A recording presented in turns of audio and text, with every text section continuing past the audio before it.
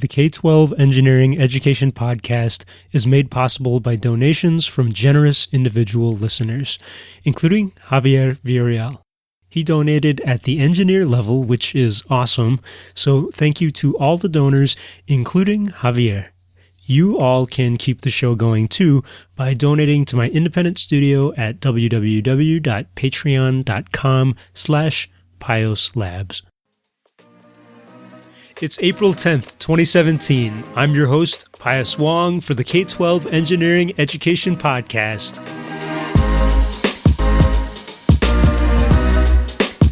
Remember Oregon Trail, Number Munchers, Carmen Sandiego? Well, those are some classic games in schools from 20 to 30 years ago, but games in the classroom have evolved way beyond that. In this episode, I look at how gaming culture can integrate into engineering education today by visiting a major video game conference. Part 1 points out some of the cool products and ideas from the conference related to education. In Part 2, we hear from TEALS, a team supported by Microsoft Philanthropies and volunteers from over 200 companies. TEALS was at the conference too, talking about how they use games to teach computer science in K-12.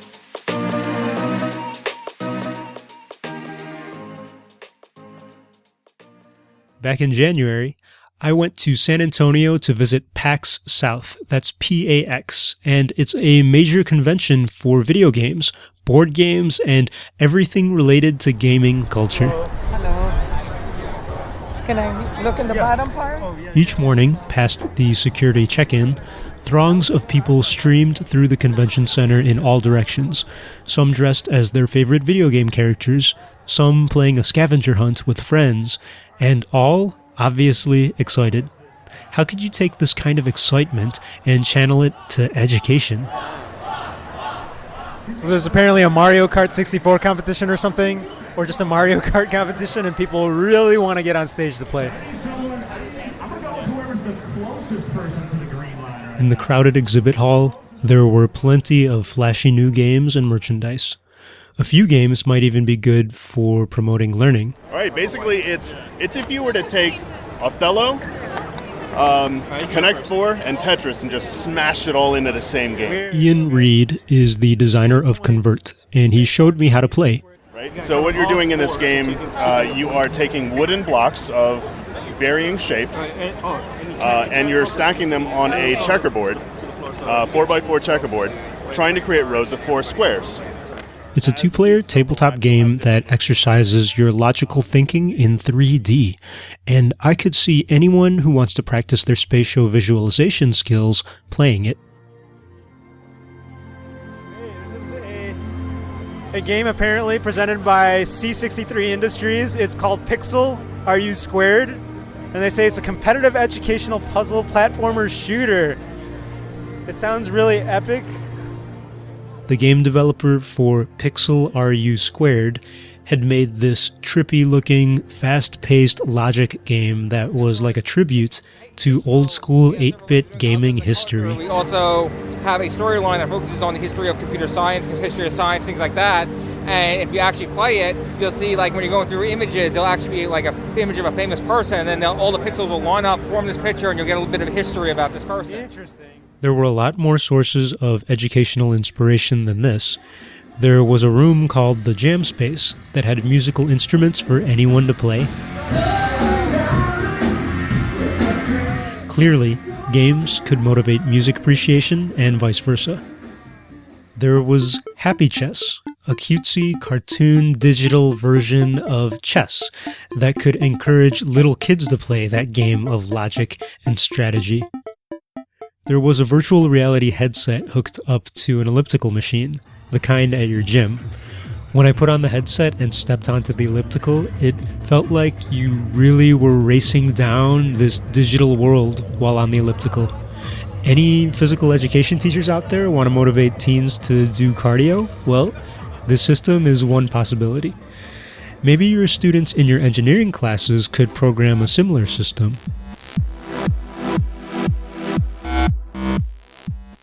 Besides showcasing products, PAX South also showcased ideas in special sessions.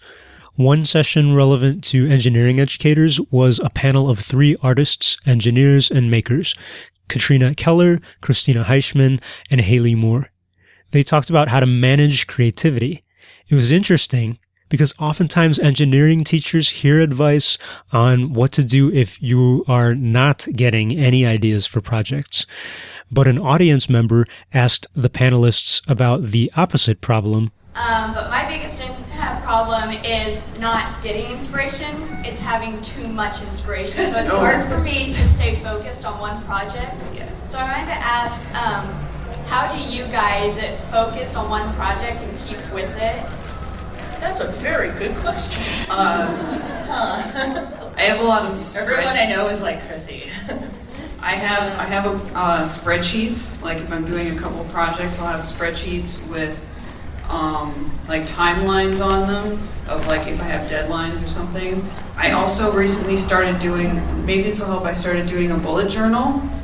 It's basically a planner, but a way to organize all of your thoughts, and you can use it as a journal, as a planner, as like a sketchbook. Thank you. You're welcome. I would just say make lists. Well, the bullet journal is a way for me to organize all of my lists in the same spot. But my problem is, when I could just write it on a list, I start something. And so I have a bunch of started things that should be on lists. So don't feel bad just putting something straight on a list. It literally is a habit I had to break, like a very, very hard, one of the hardest habits ever, actually. And because I will I'm so ADHD, I'll be like, oh, a thing. I gotta do the thing right now. And then, spend all night on a thing and then never go back. Yeah. Or not consider that, I don't have time to finish it, I don't have the resources and stuff. So yeah, fighting the, I gotta make a thing and then just writing it down feels so wrong at first. But, ultimately I've been more focused and productive in actually completing my things. So in the end, these panelists offered up some practical tips that you could give to the kid with too many project ideas. The so-called bullet journal method for organizing projects might be overkill, and I encourage you to look that up on YouTube to judge for yourself. But the bullet journal method might also work for some kids.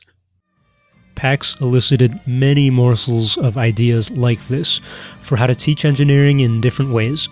However, one group took the idea of mixing video games and education to the next level. That's coming up in part 2 next.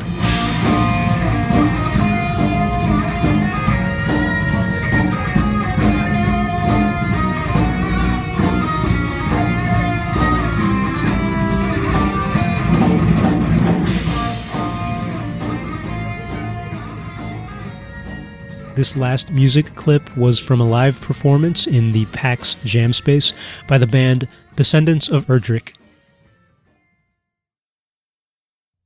TEALS is a team at Microsoft whose acronym stands for Technology, Education, and Literacy in Schools.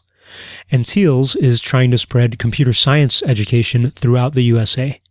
They're doing it by pairing working computer science professionals with teachers already in the classroom. Together, they co-teach classes like Intro to Computer Science or AP Computer Science A. The TEALS team has some passionate gamers and game lovers, and so they've already thought about how to use games to teach CS. The following is an abbreviated version of their presentation on the subject at PAX. Speaking are Jannone and Brett Wortzman from TEALS. My name is Jannone. I am the regional manager for a program called TEALS. Essentially, my job is to go around the country and to help high schools build their computer science programs. My name is Brett Wortzman. I also work for TEALS. I am the instruction and training manager, which means my job is to help all of our teachers and our volunteers be as awesome as they can possibly be, and therefore make our students be as awesome as they can possibly be. A little bit about each of us. I am a former high school computer science teacher. I've taught CS at the college level as well. Before that, I was a software engineer for Microsoft. And in my spare time, I am an avid tabletop gamer. I solve puzzles, I write puzzles, and I try to find really cool new ways to engage in the classroom and engage education going beyond what we might be used to. Cool. And I made myself one promise when I was in high school. I, no matter what, would not go into education. Whoops. That's until I fell in love with it. I was a neuroscience major at the University of Scranton, and I got started in tech education by working at a STEM summer camp where I was hired to be a game design teacher, ended up teaching robotics, programming in C++ and Java, and a myriad of other courses, but I fell in love with my students and I fell in love with tech. I'm an avid gamer, a lover of game culture, and I believe in the cognitive and the social benefits of games and what they can provide. So I mentioned that we both work for TEALS. We are a Microsoft Philanthropies program. We help build sustainable high school computer science programs, and we will grow existing ones. We do it in a really unique way. Because of how hard it is for teachers to learn how to code, and because of how much money people in tech can make not doing education, we decided to pair them up. So in our program, we find volunteers from the tech industry, and they work alongside a high school teacher in a first period classroom to co-teach computer science courses. We do this all over the country. We're in 329 high school classes. We are working with over 750 volunteers from the tech industry, and that represents 225 schools across 25 states, and we're expecting that number to go way up next year. And John, just real quick, we forgot to put this on the slide, but those volunteers are from over 400 tech companies and organizations nationwide, which is really cool also. Another quick thing to note, none of the courses, none of the products, none of the things that we use in our courses are Microsoft products. We couldn't do this job effectively if people thought we were trying to sell something that's not what we're all about. And that's really important to us for everyone to understand when we do this message. Finally, our curriculum. We have 3 very rigorous project-based curriculas, and games play a large role in all of them. We found that game-based assignments have broad appeal across race, gender, socioeconomic status, and many other factors, which makes them a great teaching tool. There's a great TED Talk by Daphne Belvier. She's a professor at the University of Geneva. She tangibly studies games in her lab. She's found that gamers have better attention, not worse, despite all the things that the media will tell you. They have sharper vision on average than people who don't game. They resolve visual conflicts faster, they process visual clutter better, and they also perform mental rotation tests more accurately than people who don't game. What's really, really amazing is that she found people who don't typically game can benefit from this really rapidly. 10 hours a week of playing action games can show results and improvement in cognitive function in the mental rotation test for up to 5 months afterwards. In 2012, there was a large meta-analysis of almost 100,000 studies with the word game in the title. And this was their big takeaway. Relative to other instruction conditions, digital games showed significant positive effects on science, math, and literacy outcomes. So, this, according to Douglas Clark, who is one of the authors, has shifted the conversation. Asking, are games good or are they bad in education is no longer the question we should be asking. It's how can we use them to the best of their aptitude.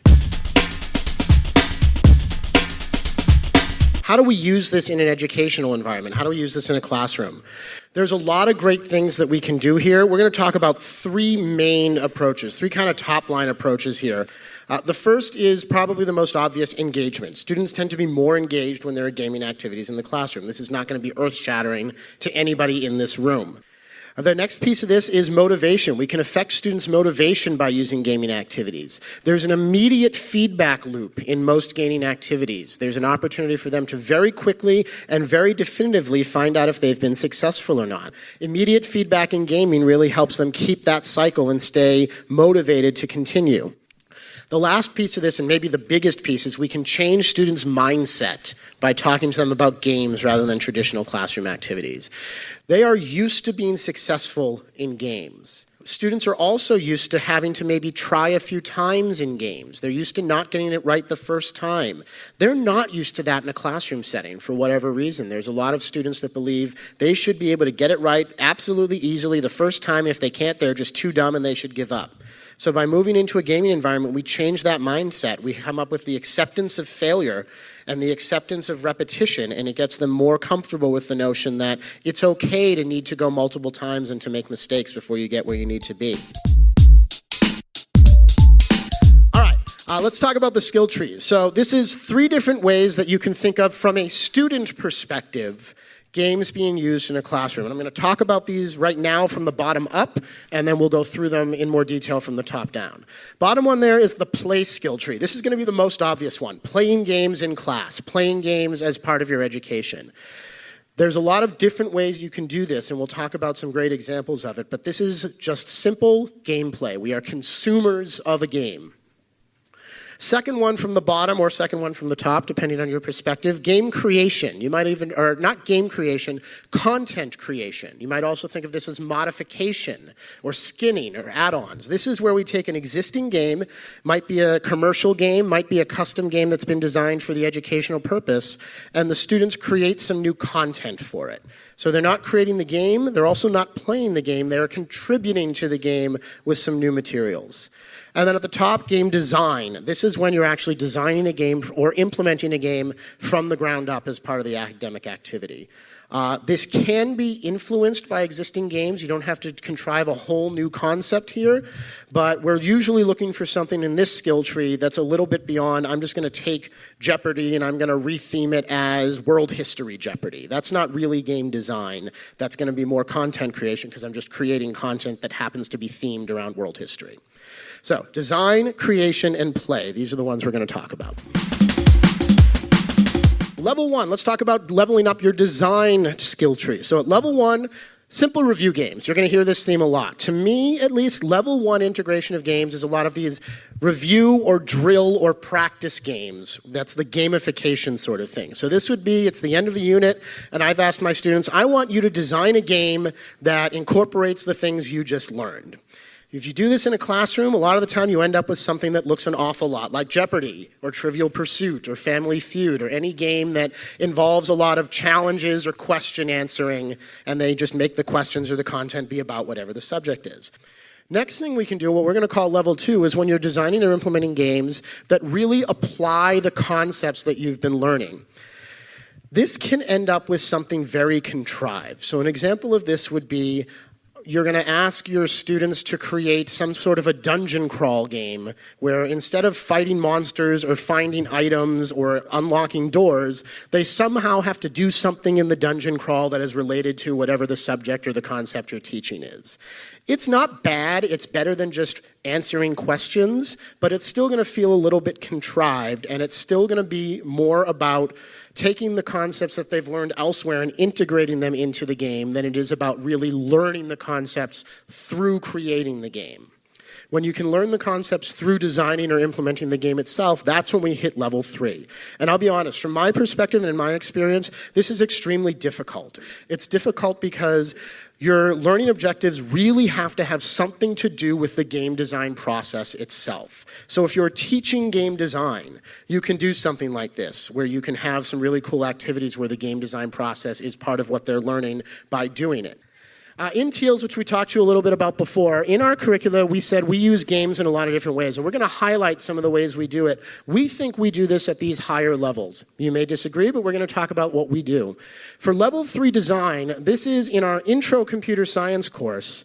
Most of our projects are game assignments. They're recreations or riffs or watered-down versions of popular, traditional, well-known games. So things like a Super Mario Brothers style platform game, game of Pong, a game of Space Invaders, a text adventure in the vein of Zork, Pokemon game, Tic-Tac-Toe, Oregon Trail, all of these things. They are creating these games as part of their projects in our project-based curriculum, and so they are learning and practicing their programming skills by designing and implementing these games. And there is actually a design element here. We don't just tell them, this is what Zork was, go make Zork. We tell them, this is broadly what a text adventure game is. Create your own text adventure. Have some rooms and have doorways between the rooms and have some items you have to pick up or whatever else. So there's actually a design element there. So what we've done in these assignments is we've made the process of designing and creating that game part of the way the students learn the concepts. And that, to us, is what that level 3 integration is about. All right, next skill tray, creation. Remember, this is content creation as opposed to game creation, which we call design. So level 1 here, again, Jeopardy-style game, Trivial Pursuit, Family Feud. You are writing questions. You are creating content that demonstrates mastery. So this is kind of filling in the gaps of another game. And at the most basic levels, it's about show me that you know what you know by making someone else prove to you that they know what you should know, or something like that. Once again, level 1 is awesome. I don't want you to walk out of here with the idea, well, if you're only doing level 1, you're a complete failure and you're not really doing games. That's not the point at all, right? This is the first step, and anything that involves games still has all of those benefits we talked about before. But if you want to try to level that up, level 2 to us is where we're doing exactly kind of what we started to talk about here. We're connecting the game content with other elements from a class. So the first example I'd say, we talked about Civ a little while ago. The end of a social studies unit, or during a social studies unit, you might ask students to design a new culture that could be played in the game Civ that doesn't already exist, similar to the ones that are already in there, but related to something they've just studied, or open-ended research project. Pick a world culture that's not in Civ and design a Civ module that represents that culture. Level 3 here is when creating the content is really exploring the material, exploring the concepts. So my favorite example of this is there's a level creator for Portal 2. And you could imagine, think back to your typical high school physics class and your labs on, say, gravity or conservation of momentum or angular momentum or anything like that. Rather than designing a lab in class where you drop balls off the side of your building or swing pendulums back and forth or such like that, you could design levels in Portal 2 that practice and demonstrate and help you learn the same skills, right? So you could write a lab lesson where try to build a level that causes this to happen, and we're talking about why that happens and how that all works. So the actual content creation process is engaging with new material as opposed to just demonstrating new previously learned skills or things like that. In TEALS, the way we use this, we have a Minecraft modding project. This is really cool. This entire curriculum was written by a former student of ours who's now a CS student at Western Washington University. And what he did is he went out and he took the Minecraft Forge modding package. I am not a modder, so if I mangle any of this, I apologize. So he took that package, he wrote a few custom extensions, and then he built a bunch of lessons that used that package to create new items, entities, blocks, other things in Minecraft. And so through this, you're modding Minecraft, you're actually introducing new things to the game. There's all of your computer science learning objectives here. We're learning to extend classes, and we're learning to utilize properties and attach state to objects and all of that. But the other really great thing about this is when we introduce this project, typically students have not worked with third-party libraries before. In our CS classes, they've pretty much owned the universe in every program they've ever created up to this point. So we also have learning objectives here about getting used to working with code that somebody else wrote. And those of you who are software engineers in the room know that that is one of the hardest things in the world to do, and you don't do it in school very often, so you get to the real world and you're like, wait, you mean I can't change that method to do what I want it to? That blows my mind. I don't understand. So it's a really cool project, and it's a really cool way to use this content creation, this modding, to engage with these lessons. Last one, play. This is the play skills tree. We said this was going to be the most obvious and kind of the easiest point of entry for an educator. Level 1, classroom games. We have all done these at one point or another. This is Review Jeopardy. This is a Trivial Pursuit game. We have this really cool one that one of our curriculum developers found called Grudge Ball, which is this weird combination of Family Feud and basketball. It's very neat, but it's, another riff on your review game. Great thing to do. Gamification works, but we can do more. So level 2, this is when you find games that exemplify concepts or that demonstrate things. So my favorite personal example of this, Settlers of Catan is an incredible case study in economics. Supply and demand, asymmetric valuation, variations in valuation. Suddenly wood is worth a whole lot more to me than it used to be, right? So you could imagine playing Catan in your classroom and then talking about any of these concepts. Similarly, Angry Birds, parabolic motion. All right, you could play Angry Birds and then talk about why did that shot work and the other one didn't. Talk about forces, talk about angles. All of these are really great ways of presenting the material in a more interesting way, but you probably need some extra scaffolding or some extra assignments before, after, or during the gameplay in order to really make this work. You're probably not just going to play Angry Birds and suddenly understand parabolic motion. We're going to want to talk about it afterwards and really go through why did that work that way? What are the forces in play here? What's the math that's involved? Getting to level 3 is when I could just have you play this game and you are going to learn something. End of story. There's a great game called Lightbot, which is, it's a little programming game. It's a flash game, and you have this cute little robot with a light bulb on his head, and he has to run around and solve puzzles by following the instructions you give him.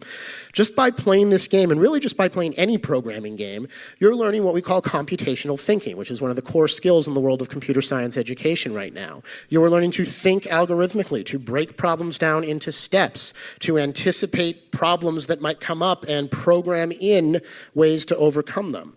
So just by playing Lightbot, you're going to learn to computational thinking. You're going to learn to think like a programmer. All right, so that's that kind of level 3 gameplay that we're talking about. So how do we do level 3 in TEALS? This one is near and dear to my heart because I helped write it. We have created a custom programming game that we call very creatively Space Battle, despite the fact that there's very little battling involved. So in the game, the students are programming spaceships.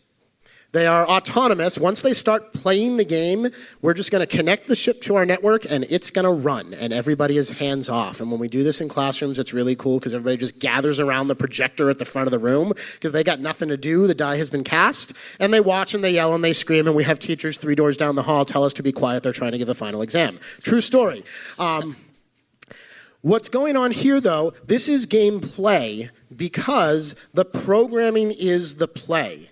Right? We are not implementing a game here. They are implementing a ship, and that is how you play this game. And so you can see our learning objectives here are very similar to the Minecraft ones. A lot of talking about third-party libraries because we've written all the libraries and we don't give them access to the code. They're using all kinds of programming skills in various different environments. The really cool ones here are the last 2, working with documentation, the fact that they actually have, read stuff to figure out how the libraries we've written for them work. And for the first time in most of their experiences, they're working in an event-driven paradigm instead of the linear execution environment, which may or may not mean something to you, depending on how familiar with programming you are. But the point is, they don't get to just to say, this is where you start and this is where you stop and these are the things you do in between. They have to react to things that are going on in the world around them. So it's a very different environment.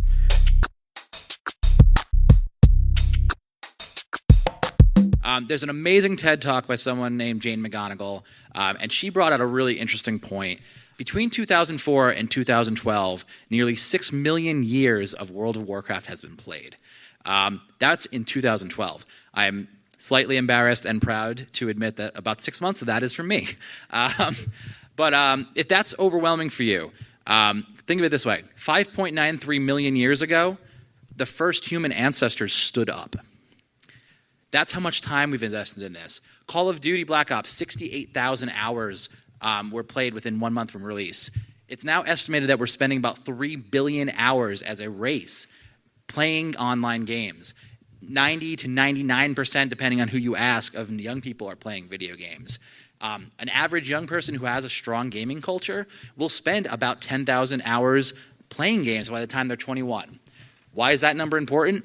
It just so happens that that's about the same amount of time that you'd spend from 5th grade to high school graduation if you had perfect attendance. Imagine how we can use these numbers and use games, and if we could harness this time in an educational way, the impacts and the world problems we could solve.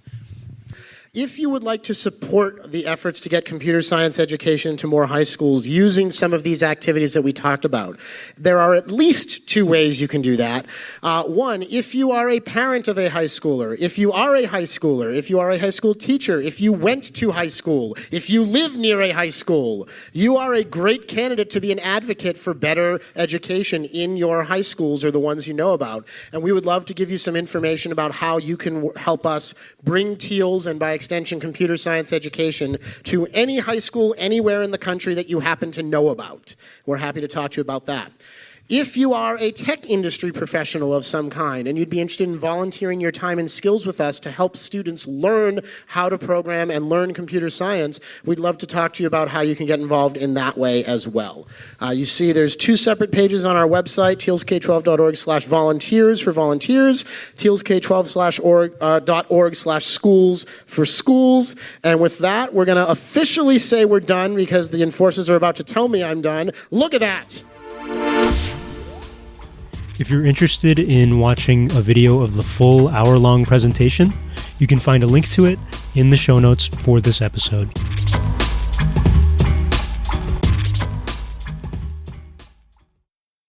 I spoke with Brett and John after their session on the last day of PAX to get some more context behind their work.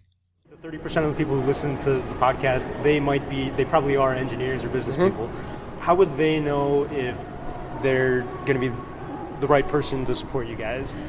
The most important thing, honestly, is that they're invested in this, that they think getting CS education into high schools is a worthwhile effort. It's something worth putting their time into. They're willing to make the commitment. We are very honest with our volunteers. This is a big time commitment. It's not just show up to the school an hour a week and talk to some kids and then go off and not think about it. It's a big thing. And not everybody has the time for it, and we know that, and we respect that. And we have other ways that we can work with people who are interested, even if they can't make that commitment. But I think, and John, you've recruited a lot more volunteers than I have, but I would say it's really about, is this something you care about, and is this something you're willing to commit to? And so in terms of volunteers, what I'm looking for is, obviously you need to know what you're talking about. So our filtering system is we're looking for people with at least an upperclassman level of computer science, studying at a degree level, or an academic, so graduate PhD students, or people with a couple of years of industry experience under their belt. Our curriculums, we help train on them over the summer. Software engineers are good at learning programming languages, so that is something that we are comfortable having people from all sorts of languages join the program.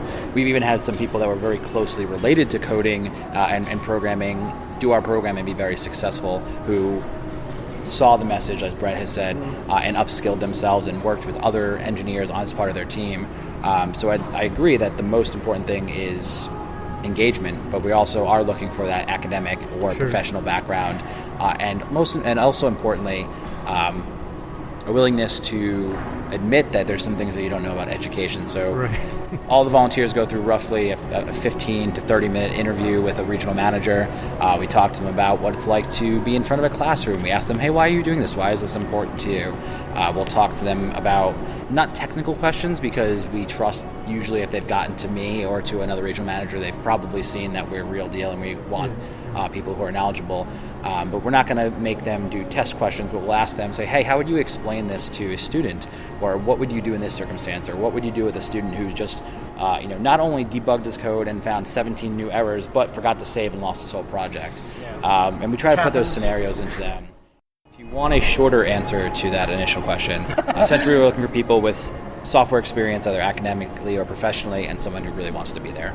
Okay, awesome. And let's talk about the other half of this. You have teachers in schools or educators who clearly have to be invested in this too. Like Brett, you were just saying that teachers have a lot to do. So how much work does this entail on their part? And let's say they are one of those teachers that didn't have a computer science degree. What is the realistic amount of work they're going to have to do to prepare, and once they're in the program?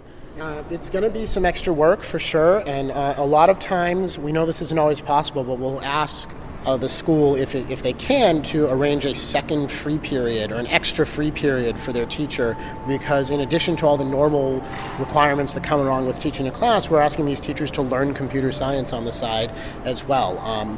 We try not to put too much extra burden on the teachers for all the reasons that we talked about. They're busy, they have a lot going on, and in our heaviest models, in our co-teach model, where they're bringing in that full team and they don't have a lot of experience, the volunteers will help out with some of the things like grading and doing lesson planning and some of that as well. So we're taking away some of the burden from the teacher, not all, but we're also replacing it some with the desire for them to learn computer science. And we do that over long term. It's usually 2 years is our target for handoff. So we're not asking them to just flip through once and all of a sudden be an expert in everything. And we work with them, we support them as best we can. I will say, to get started, it's really easy. All we ask is that a school submits an application. It's about a 20 to 30 minute process, basically just with information. From there, they'll do an interview with a regional manager.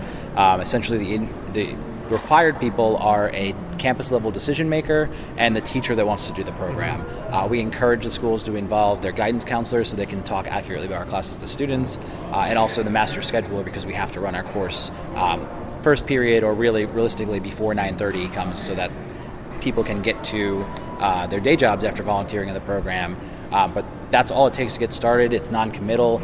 If you have a fathom of an idea that you want to do TEALS, I'd say put in your application and a regional manager will get in touch with you. Okay. Initial findings and the loose numbers that we have is it's about an 88% success rate, where teachers who do our program go through the 2 years, starting at the intro, that starting at no experience and working their way up, regardless of curriculum, they don't have to start at intro. About 88% of them will be able to hand off to the next level of our program. Yeah, and the part of our training, so most of our training at this point focuses on our volunteers, but we also do a little bit of training for our classroom teachers as well. And all of that training, it's not focused on computer science, it's not focused on, kind of logistics, it's exactly these sorts of things. So we do a little bit of talking about, hey, what is a project-based curriculum? What does that mean? How do you grade a computer science project, right? It's harder to be objective. There are going to be so many different answers. Yeah, and we provide rubrics for all of our projects, so that's a starting point, but we also talk to our volunteers and our teachers about so face-to-face grading, right? It's not necessarily I'm going to grade off points, but let's sit down together, show me what you've done, talk to me a little bit about it. I'm going to assess your understanding that way. We talk about using unit tests or testing as a very objective way of grading, which can't be the only grade you give. You can't just run a set of tests and then call that good enough, but that can be a contributing factor there. Again, it can be subjective, and so there's a certain amount of getting comfortable with the notion of it's not a math test. I can't just check how many correct answers you got and give you a percentage based on that. We've got to come at it with a different mindset. A school does not have to partner with us to use some of our resources. We provide, under Creative Commons license, our intro and APCSA curriculum freely to any school that wants it. You can find our intro curriculum by Googling TEALS Intro. It's on Gitbook. It's actually published as a Gitbook, both first and second semester. Our AP we hit a little bit better because it is a standardized test. That's obviously important. But if you are interested, you can submit a contact form requesting access, and we can set you up with an account that will be able to access those materials. For me personally, I would love to see some data around, and some of this exists, so I would love to see data around eventual outcomes and success in computer science based on when you are first introduced to it and in what manner, whether it's self-taught or taught in a formal class setting or in an after-school program or in a community group or things like that, and whether or not that has an impact on your eventual success. Like, are you going to be more successful if you start early, or does it not make a difference? Are you going to be more successful if you do this in school versus after school, or does it not make a difference? Because we know that we want to see more people learning computer science, and we know there's a shortage of engineers, especially in this country. But there are a lot of different ways we could go about solving that problem. And TEALS is taking one very great approach, I think, and one that's going to make it accessible to a lot of students. But it would be cool to see what else is out there and how does that impact things. And on specifically the games and education side of thing, I think I'm most excited to see, the question kind of shift like we talked about in the study. I want to see not, hey, is this a good tool that's been kind of beaten to death at this point, but how can we make this tool better? What specifically can we do? What diseases and conditions can be treated using games as a therapeutic device? And it's starting. It really is. There was, I think, 3 or 4 organizations here doing great work with that, using games as an impetus for social and medical change, and I'm just interested to see where that goes. Awesome. Thank you so much, guys, and hope to see you at the next PAX. All right, take care.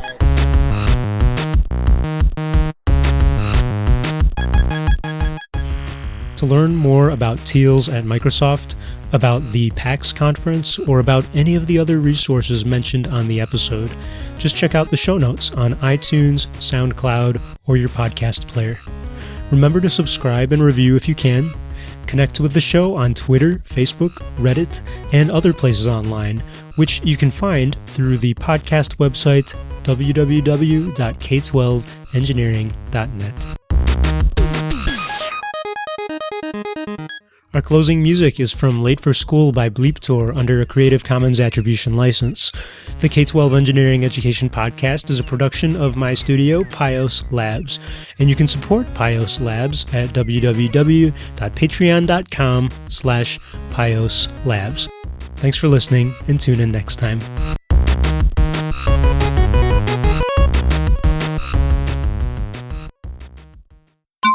Hey, before you go, one message from me, Pius. Speaking of games in this episode, I have a game-relevant book out. It's called Engineer's Guide to Improv and Art Games. And just like the title says, it's all about fun games that you can play to boost your engineering design skills. So these are not video games. These are not digital games. These are games you play in person with other people, with your design team, sometimes on your own, but they're games that are based on improv comedy. It's super fun, and it'll get you thinking about creativity and empathy and collaboration, all that good stuff. If you'd like 20% off, and I know you do, just go to smashwords.com, search for the book title, Engineer's Guide to Improv and Art Games, or my name, Pius Wong, and check out the book using the promo code EH22M. It'll give you 20% off on smashwords.com, and that code should be good through the summertime of 2017. That's it. Thanks.